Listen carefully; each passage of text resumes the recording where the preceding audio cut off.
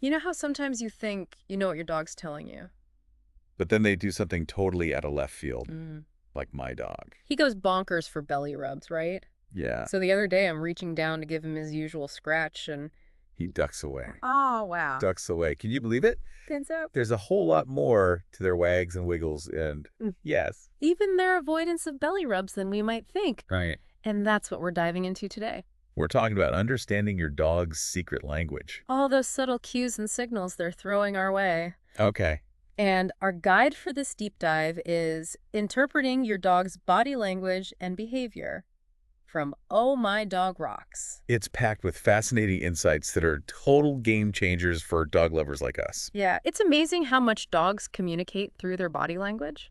They might not be able to tell us in words what they're thinking or feeling, but they're certainly expressing it. Right. It's like they're speaking in a whole different language, and we're just starting to crack the code. Yeah. And one of the biggest takeaways from this article is that context is everything. It's like the article says a bark. A bark isn't just a bark. Right. My dog, for example, has a totally different bark for when he sees a squirrel outside versus when he wants to play fetch. Absolutely. It's easy to fall into the trap of thinking a wagging tail always equals a happy dog.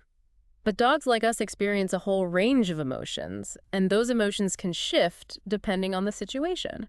Which makes total sense when you think about it. I mean, we don't express ourselves in the same way in every situation either, right? Like, I'm probably a lot more animated and goofy with my friends than I am, say, giving a presentation at work. Exactly. And just like we adjust our communication style based on our audience and the context, so do dogs. They're incredibly perceptive animals and have become masters at reading our cues, but we often miss theirs. It's so true. And speaking of misinterpretations, this article does a brilliant job of debunking some common dog myths. It's like those things we think we know about dogs. But turned out to be totally wrong, like that Yeah. whole wagging tail equals happy dog thing we just talked about. Apparently, that's only sometimes true. It's more accurate to say a wagging tail is like an amplifier for their current emotional state.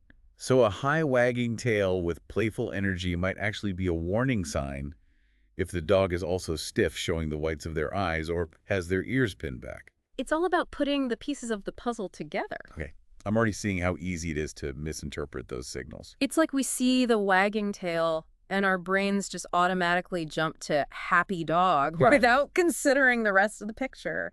So what other dog myths do we need to bust? What about a dog yawning? Is that always a sign of a sleepy pup?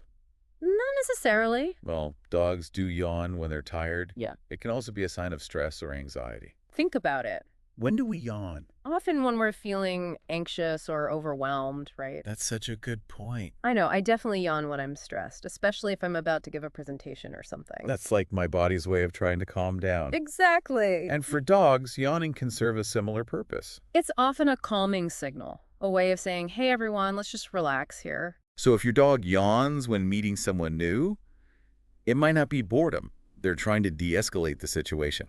Wow, that's a game changer. I'm realizing now how much I've been misinterpreting my dog's signals. Okay, what about another big one? A dog showing its teeth.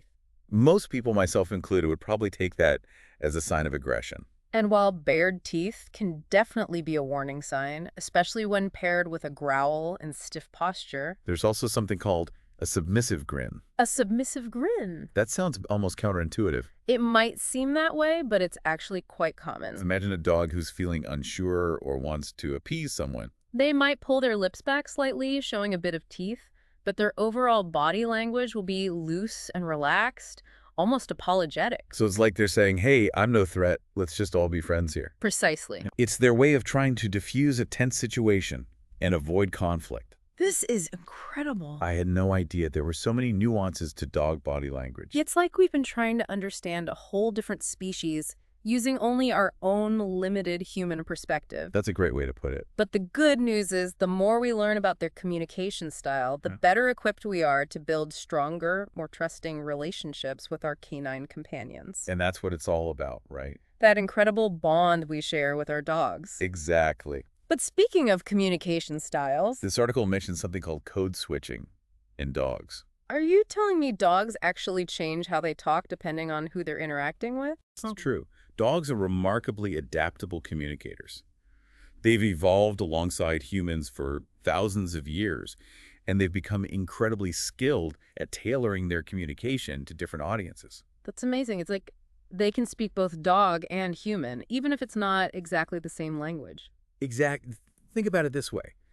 You probably wouldn't use the same language or mannerisms with a close friend as you would with a stranger, right? That's a great point.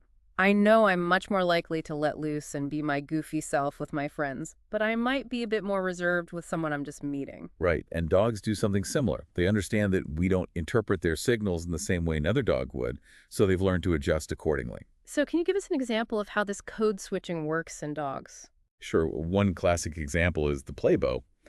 You'll often see dogs doing this with each other, front end down, rear end up, tail whacking like crazy. It's a clear signal to other dogs that says, hey, everything that comes after this is just for fun. Oh yeah, my dog does that all the time when he wants to play with other dogs at the park. It's like he's saying, come on, let's wrestle. Don't worry, I'm not going to actually bite you. Exactly. But you probably wouldn't see your dog doing a play bow to you, right? Now that you mention it, no, he usually just brings me his favorite toy and wags his tail like crazy. Precisely because he understands that you don't speak dog in the same way another dog does. He's adapted his communication style to better suit his human family. That is so cool. It's like we're getting a glimpse into the inner workings of their minds, but it also makes you realize how easy it is to misinterpret their signals if we're not paying close attention to the context. Absolutely. It's Yeah. all about becoming more attuned to those subtle cues and understanding how they fit into the bigger picture of what our dogs are trying to communicate. Well said. Okay, so we've talked about the importance of context and busted some major dog myths, but I'm really eager to dive into some specific behaviors. The article talks about barking, hiding, chewing, licking, all those things our dogs do that sometimes leave us wondering, what on earth are you trying to tell me? And as you can imagine, the meaning behind each of those behaviors can vary widely depending on, you guessed it, context. Okay, I'm getting the message. Context is key. So let's break down some of these common behaviors, starting with barking. I mean, my dog barks at pretty much everything.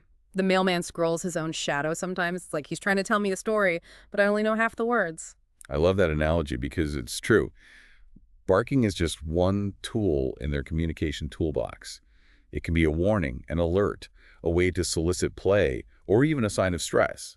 It's up to us to learn the different dialects, so to speak. So how do we do that? How can we tell the difference between, say, a happy bark and a warning bark? It's all about paying attention to the nuances, their tone, their body language, and of course the context. A high-pitched rapid-fire bark when you get home probably means, you're here, I'm so happy. But a low growl bark with a stiff body and a hard stare that's more like, hold on, I need more information before I decide how I feel about this. So if my dog is barking while also wagging his tail excitedly, ears perked up, it's probably the happy to see you kind of bark. Exactly. But if he's barking with his tail tucked, ears back, and he's backing away, that's a different story. He's feeling unsure or threatened, and he's letting you know. Okay, that makes a lot of sense. It's like we're learning to listen to their barks with new ears. What about hiding?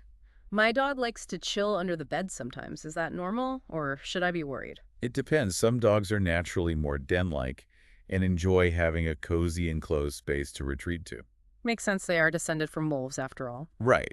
But it's important to consider your dog's normal behavior if a usually social dog suddenly starts hiding more often, especially during times they used to enjoy it. It could be a sign of stress illness or that something in their environment is making them uncomfortable. Okay, so it's about noticing patterns and changes in their behavior, not just assuming that every dog who likes to hide is necessarily distressed. What about chewing? I swear my dog could chew through steel if I let him. The joys of puppyhood. Chewing is a natural behavior for dogs. It helps puppies relieve teething discomfort, and for adult dogs, keeps their jaws strong and their teeth clean. But what about when they chew on things they shouldn't, like my shoes? That's where things can get a little tricky. Destructive chewing can be frustrating, but it's often a sign that our dogs aren't getting something they need, whether it's enough physical exercise, mental stimulation, or simply appropriate outlets for their chewing instincts. So basically, I need to step up my chew toy game. Exactly, and make sure they're getting enough physical and mental exercise. A tired dog is a well-behaved dog, or at least less likely to be chewing on your furniture. Noted. Now, last but not least, let's talk about licking my dog. As a champion licker himself. Me, the furniture, you know it, he's probably licked it. Licking can be a fascinating one. Of course, there's the obvious dogs lick to groom themselves, and sometimes us, which can be a sign of affection. Right, but sometimes it feels excessive. You know, like he'll lick the same spot on the rug for what feels like hours. Absolutely. And that's when we need to dig a little deeper.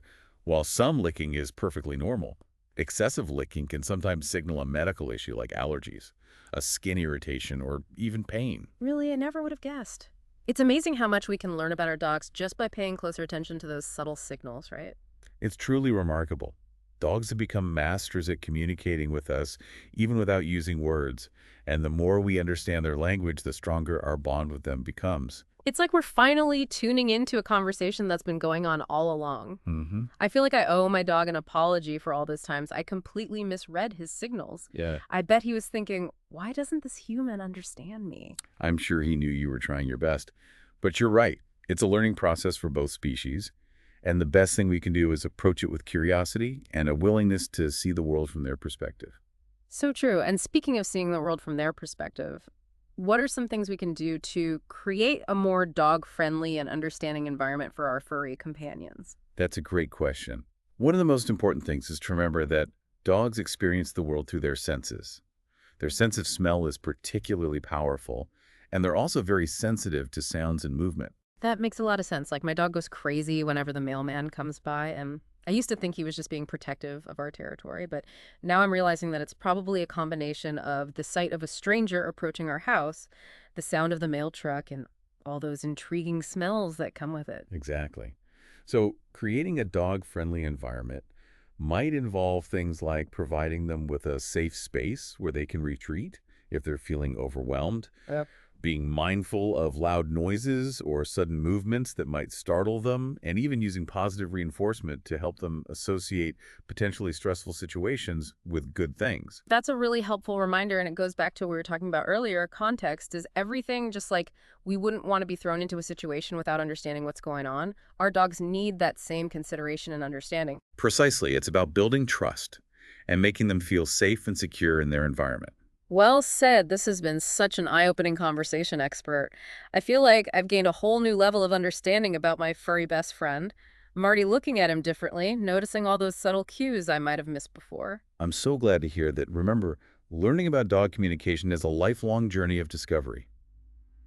There's always something new to learn about these amazing creatures. That's the best part. A huge thank you to you, expert, for sharing your wisdom with us today. I think I speak for all dog lovers out there when I say this has been an incredibly valuable and insightful deep dive into the wonderful world of dog communication. The pleasure was all mine. And to all you dog lovers listening, keep those tails wagging, those ears perked, and most importantly, keep those observations sharp. You never know what hidden messages your furry friend might be trying to tell you. Until next time on the deep dive.